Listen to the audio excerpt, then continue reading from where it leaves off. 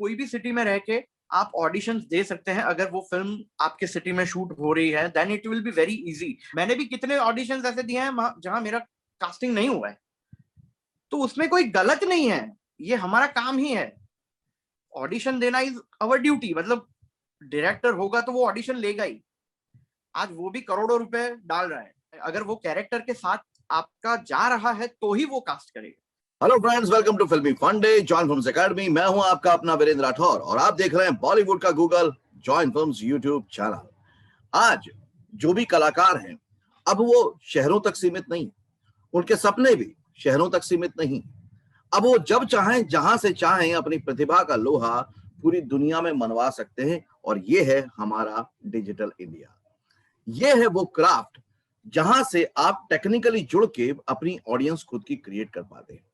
बहुत बार देखा गया है कि लोग थिएटर करते हैं, उसके बाद आसपास रीजनल लैंग्वेजेस की फिल्म करते हैं, लेकिन उसके बाद भी उनकी ग्लोबल ऑडियंस या कहें कि पूरे इंडिया में ऑडियंस नहीं बन पाती। रीजन होता है कि वो टेक्निकल नई चीजों को जान नहीं पाते, उनका उपयोग नहीं कर पाते। लेकिन कुछ ऐसे लोग आते हैं, कलाकार, जो इंस्पायर करते हैं सभी लोगों को, नए लोगों को, पुराने लोगों को, कि हाँ, वो अपनी प्रेजेंस बना सकते हैं। और ऐसे एक कलाकार मेरे साथ हैं, Hemang Dave. Welcome to Join Films Hemang. Thank you. How are you? मैं एकदम बढ़िया हूँ, मस्त हूँ। और वैसे भी जब कलाकारों के साथ जुड़ता हूँ तो मेरा दिल बहुत बाग बाग हो जाता है वैसे भी। अरे thank you, you are wonderful man. Okay Hemang, जब भी हम बात करते हैं कि यार कलाकार को काम करना चाहिए, उसकी पहली जो सबसे पहली भूख होती है, जरूरत होती है, वो होती है उसके अंदर की अभिव्यक्ति। Of course. तो ये जो अभिव्यक्ति है कलाकार की, उसको आपने कब पहली बार महसूस किया कि नहीं, मुझे अपने अंदर के मन की बात को अब दुनिया तक ले जाना चाहिए, एक कलाकार बनना चाहिए? मैं थोड़ा गाना वाना गाने में थोड़ा था कॉलेज टाइम पे। वो यूथ फेस्टिवल में, कल्चरल फेस्टिवल में गाना वाना गा लेते थे। तो मैंने ज्वाइन किया, मैंने एक प्ले किया, वो उसका एक शो किया, और उसके बाद में केवी रीते जयेश बन के एक फिल्म बन रही थी गुजराती, जो पहली अर्बन गुजराती फिल्म हम बोल सकते हैं, क्योंकि that strike to the multiplexes. Right. तो वो प्ले का जो कास्टिंग डायरेक्टर था, वो शो देखने आया था फिल्म का। तो उसने मुझे कास्ट किया एक छोटे से रोल के लिए उसमें, and the director was very happy with my work. And then उन्होंने 2 साल के बाद बेयार करके एक दूसरी फिल्म की, जिसमें प्रतीक गांधी और वो सब थे, तो उसमें भी I played a major role in that film. तो उसके बाद बस कारवां बनता गया, हम चलते गए, और फिर मैंने तीसरी फिल्म की। उसके बाद आई क्विट माय बिजनेस, कि मुझे अभी बिजनेस नहीं करना है। मैं थिएटर भी साथ में करता था एक्चुअली, तो मैंने काफी थिएटर भी किया। और अभी मैंने 2021 में जनवरी में मेरी 21वीं फिल्म का शूटिंग खत्म किया। क्या बात है, 21 में 21 फिल्म्स।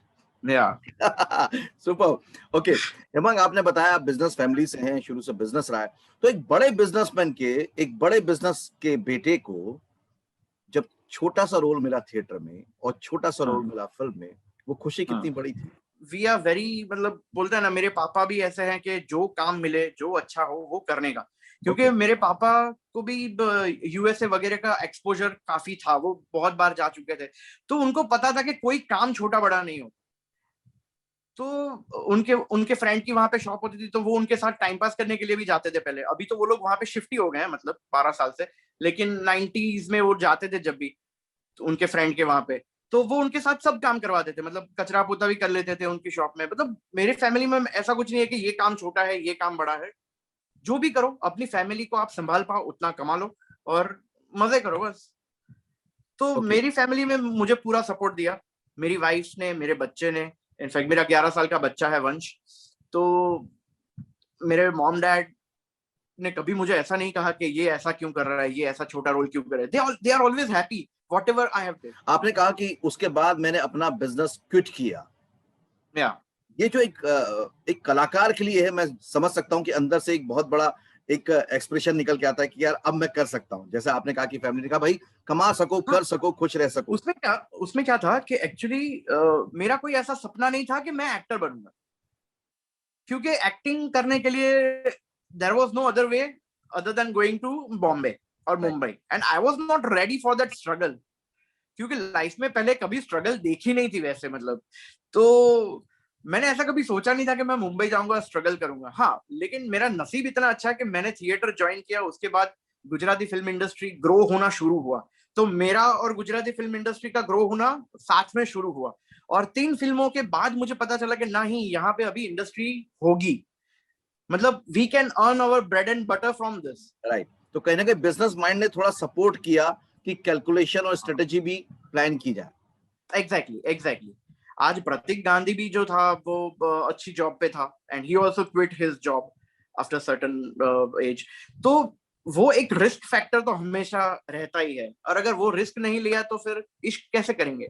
क्या बात है, बहुत अच्छा आपने कहा, जब रिस्क नहीं तो इश्क नहीं। तो आज जो इश्क एग्जैक्टली। हुआ आपको कलाकार बनने से, एक्टिंग से, तो ये इश्क अब मजा दे रहा है, सजा दे रहा है? अभी तो सजा है, इनफैक्ट जो कोरोना टाइम चल रहा है तो उसमें it is very difficult time for everybody. Everybody, इसमें मैं या आप या कोई एक दो बाकी नहीं है, ऐसा कुछ भी नहीं है। मतलब everybody is having tough time right now. तो लेकिन हमारी इंडस्ट्री का ज्यादा वो है कि अगर किसी को खर्चा ज्यादा हो गया है, किसी को बजट कम करना है, तो वो सबसे पहले एंटरटेनमेंट पे बजट कम करेंगे। नहीं नहीं भाई, अभी पिक्चर देखने नहीं जाना है, खाने पीने में नहीं होगा ऐसा, खाना पीने मंगा लो लेकिन पिक्चर देखने नहीं जाएंगे, ये नहीं करेंगे, वो नहीं करेंगे, नाटक देखने नहीं जाएंगे। बड़ा जो कटौती होता है वो एंटरटेनमेंट सेक्टर पे होता है, जो भी मतलब जो लेमैन जो करते हैं वैसे। तो वो हमारी इंडस्ट्री को काफी अभी मतलब we are getting tough time right now. आप सही कह रहे हैं, लेकिन इसका एक दूसरा सच भी है कि इस टफ टाइम में ही एंटरटेनमेंट इंडस्ट्री ने फैक्ट वाइज, डेटा वाइज सबसे ज्यादा ग्रो किया, बाय द एग्जैक्टली 48% से ग्रो किया है, बिकॉज ऑफ हाँ। Digital medium and OTT platform. तो Yeah. आप सही कह रहे हैं कि कुछ चीजें रुकी हैं, लेकिन कुछ चीजें बढ़ी हैं। जहां सारी इंडस्ट्री थम सी गई, वहां पे एंटरटेनमेंट इंडस्ट्री और बढ़ सी गई। खैर, नहीं, अगर बिजनेस में होता तो मैं अपनी कैबिन में बैठा होता, मेरे जो आदमी है वो अपने जगह पे होते, तो I was pretty safe in that environment. मुझे बैठ के सिर्फ ऑर्डर्स देना है कि ये करना है वो करना है, मुझे किसी के साथ एक्सपोजर में नहीं आना है। लेकिन अगर मैं शूटिंग कर रहा हूँ तो मैं 50-100 आदमी के साथ शूट कर रहा हूँ। Right right. तो वो एक अलग सिनेरियो है पूरा काम करने का।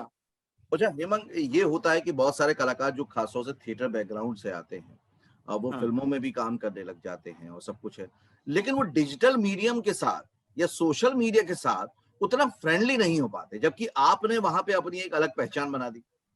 तो ये सब कैसे हुआ और इसका अब आपको क्या रिजल्ट मिल रहा है? हाँ, वो उसका मुझे रिजल्ट काफी अच्छा मिल रहा है इनफैक्ट। और मैं बोल रहा हूँ कि this is a time of digitalization.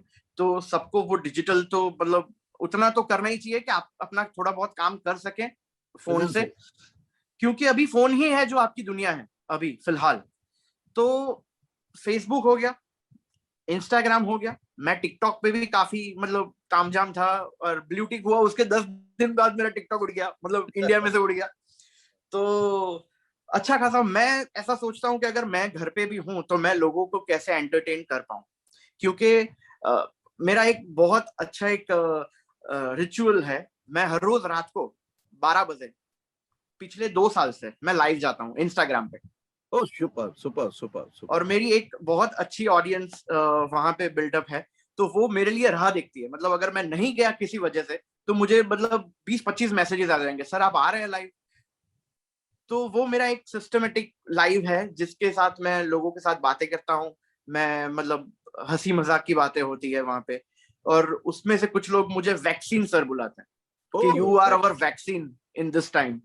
तो मैं हम वो एंजॉय करते हैं, बहुत सारे लोग जुड़ते हैं। मैं दूसरे लोगों के साथ भी लाइव करता हूँ, जैसे ओजस रावल हो गया, पार्थ भरत ठक्कर हो गया, he is a music director. तो मैं ऐसे ऐसे लोगों के साथ लाइव करता हूँ, तो लोग उसको देख के थोड़ा माइंड फ्रेश हो। पूरे दिन ये कोरोना की बात है, उसको एडमिट किया, इसको एम्बुलेंस नहीं मिला, इसको ऑक्सीजन नहीं मिला, अभी जो चल रहा है माहौल बाहर, तो उसमें से वो थोड़ा रिलैक्स होके हमारा लाइव देखे और एंजॉय करें, और उनको अच्छी नींद आए। तो ये आप बहुत अच्छा वैक्सीनेशन का काम कर रहे हैं इस दौरान पेंडेमिक में, बहुत अच्छी बात है। मुझे ये अच्छा लगा कि आप लाइव जाते हैं, इसका मतलब आपने हाँ एक रिस्पॉन्सिबिलिटी ली है। हाँ कलाकार भी हाँ। रिस्पॉन्सिबिलिटी लेते हैं। मैंने भी कोशिश की है मांग कि मैं हर सैटरडे को लाइव जाता हूँ। जिनको भी बॉलीवुड में ज्वाइन करना है, फिल्म इंडस्ट्री को ज्वाइन करना है, उनको जो भी अरे वाह, इंफॉर्मेशन चाहिए वो मैं हर सैटरडे को शाम 5 बजे देता हूँ। और सेम ये मैं भी। सालों साल से जो भी लोग जुड़ना चाहते हैं, मैं हिमांक दवे का सोशल हैंडल सारे यहाँ शेयर कर रहा हूँ, प्लीज उनसे जुड़ें, ताकि आपको जैसे जहां से एक पॉजिटिव एनर्जी और पॉजिटिव इंफॉर्मेशन मिल सके। आप जरूर जुड़ना चाहिए। Thank you so much, thank you.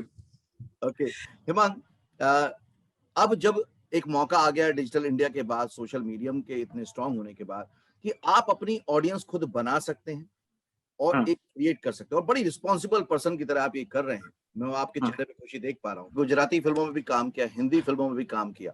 Normally लोग ये सोचते हैं कि यार मुंबई में अगर फिल्म इंडस्ट्री में, हिंदी फिल्म इंडस्ट्री में काम करना है तो मुंबई जाना बहुत कंपलसरी है, और आजकल मैं देख रहा हूँ कि लोग अपने शहरों में रहते हुए भी हिंदी फिल्म इंडस्ट्री में काम कर रहे हैं। तो ये जवाब आप बहुत अच्छे से दे सकते हैं कि कैसे अपने शहर में रहते हुए। मैंने जितने भी हिंदी फिल्म्स किए हैं वो मैंने अहमदाबाद में रह के किए हैं। I have never gone for an audition to Mumbai. हाँ, मैंने कोई गुजराती फिल्म ऐसे किए हैं एक दो जिसका शूट मुंबई में हुआ है, लेकिन फिल्म मुझे अहमदाबाद में बैठे बैठे ही मिली है। इसमें क्या होता है कि ऑडिशन प्रोसीजर होता है, वो ऑडिशंस वो लोग भेजते हैं by WhatsApp, by Instagram, whatever it may B.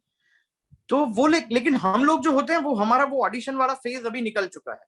हम लोग क्या होते हैं कि वो शॉर्टलिस्टेड होते हैं हम लोग, उसमें से अगर उनको लगे कि हाँ इतना पैराग्राफ उनके पास बुलवा के हमको चाहिए कि आप कैसे डिलीवर करते हो क्या, तो हम वो फेज में आ चुके हैं कि हमें वो ऑडिशंस नहीं देने होते हैं। तो मुंबई में जो भी फिल्म था, मतलब जो कि 2 स्टेट्स था, डी-डे था, शॉर्टकट सफारी करके एक फिल्म थी, मेड इन चाइना था। तो ये सब सारे के सारे फिल्म्स के ऑडिशंस मैंने अहमदाबाद, क्योंकि this films are connected to Ahmedabad somehow. उनके 2 स्टेट्स का शूटिंग अहमदाबाद में हुआ, आईआईएम में। डी-डे का भी बहुत सारा शूट अहमदाबाद में हुआ है। फिर शॉर्टकट सफारी का जो डायरेक्टर है अमिताभ सिन्हा करके, उनके साथ मैंने एक एड फिल्म की थी and he was very happy with my work. तो उन्होंने फिल्म के लिए मुझे डायरेक्ट कॉल कर दिया था कि सर आप इस फिल्म के लिए हमने आपको कास्ट किया है, तो आपके पास डेट्स का अवेलेबिलिटी है तो हम करते हैं। मैंने बोला हाँ डन कर। वो मेरी तीसरी फिल्म थी एक्चुअली, नहीं दूसरी फिल्म वो थी शॉर्टकट सफारी। उसका और बेयार का मेरा क्लैश हो रहा था डेट्स का। उसमें बहुत दिमाग हिल गया था उस टाइम पे। तो एक में मूछें थी, एक में मूछें नहीं थी। ओके। तो अहमदाबाद में रह के, आप कोई भी सिटी में रह के आप ऑडिशंस दे सकते हैं। अगर वो फिल्म आपके सिटी में शूट हो रही है then it will be very easy. आपके कोई भी सिटीज जो होते हैं उनके अलग अलग कोऑर्डिनेटर्स होते हैं, अलग अलग कास्टिंग डायरेक्टर्स होते हैं। आप उनका संपर्क कीजिए और वो आपको एटलीस्ट ऑडिशंस के लिए तो बुला ही सकते हैं। अगर कास्टिंग नहीं होता वो अलग बात है। मैंने भी कितने ऑडिशंस ऐसे दिए हैं जहां मेरा कास्टिंग नहीं हुआ है, तो उसमें कोई गलत नहीं है, ये हमारा काम ही है। ऑडिशन देना इज अवर ड्यूटी। मतलब डायरेक्टर होगा तो वो ऑडिशन लेगा ही। आज वो भी करोड़ों रुपए डाल रहा है। कुछ लोग ऐसा होता है कि सर आप मेरा नाम रेकमेंड कर दो ना। मैंने बोला भाई मैं रेकमेंड नहीं कर सकता, ये कोई वो किराने की दुकान तो है नहीं। वो करोड़ों रुपए डाल रहा है, अगर वो कैरेक्टर के साथ आपका जा रहा है तो ही वो कास्ट करेगा। मैं ऐसे किसी के रिकमेंडेशन से वो कास्ट नहीं होगा। अगर ऐसा हो रहा है तो समझो कि कहीं ना कहीं कुछ गलत हो रहा है, कहीं ना कहीं कुछ गलत हो रहा है। कोई भी आपका पूरे वीडियो में अगर मैं बात करूं तो आपने सीधा कहा कोई शॉर्टकट नहीं है, इजी तरीका नहीं है, और अगर कोई ऐसा कह रहा है तो कहीं ना कहीं कुछ गड़बड़ है। तो लालच और डर में ना आए। आपके लिए मैं इस तरह के वीडियोस इसलिए लाता रहता हूं कि आप सच को समझ पाए। जो लोग जी रहे हैं उस जिंदगी को जो आप जीना चाहते हैं, वो उस जर्नी को कैसे करके पहुंचे ये आप समझ पाए। Hemang, really thanks a lot. आपने जॉइन फिल्म्स कम्युनिटी को बहुत अच्छे से गाइड किया, और ऐसे ही हम लोग साथ मिलकर चलते रहेंगे आप लोग के सपोर्ट से। जहां पे नए कलाकारों को वो गाइडेंस मिलेगी जो वाकई उनके पथ को सही से ले जा पाए, उनको मिसगाइड ना करे बल्कि गाइड करो। और आज आपने बहुत सारे यंगस्टर को गाइड किया है अनजाने में अपनी जर्नी शेयर करके। Thanks a lot. Thank you very much. It was nice talking to you. Thank you Himang, thank you very much. So friends, ये थे हिमांग दवे। इन्होंने बहुत अच्छे से आपको बताया, समझाया कि अगर बिजनेसमैन भी चाहता है कि उसको कलाकार बनना है तो बन सकता है, लेकिन हाँ सोच समझकर आगे बढ़ना चाहिए। अगर आप फिर भी थोड़ा सा गाइडेंस चाहते हैं तो जॉइन फिल्म्स के सपोर्ट टीम का हेल्पलाइन नंबर आपके स्क्रीन पर दिया गया है, उस पर आप कॉल करके पूछ सकते हैं कि आप कैसे फिल्म इंडस्ट्री ज्वाइन कर सकते हैं अपने गांव, शहर या अपने आसपास। अगले वीडियो में फिर से मिलेंगे, तब तक के लिए देखते रहिए, सीखते रहिए, जमे रहिए। All the very best.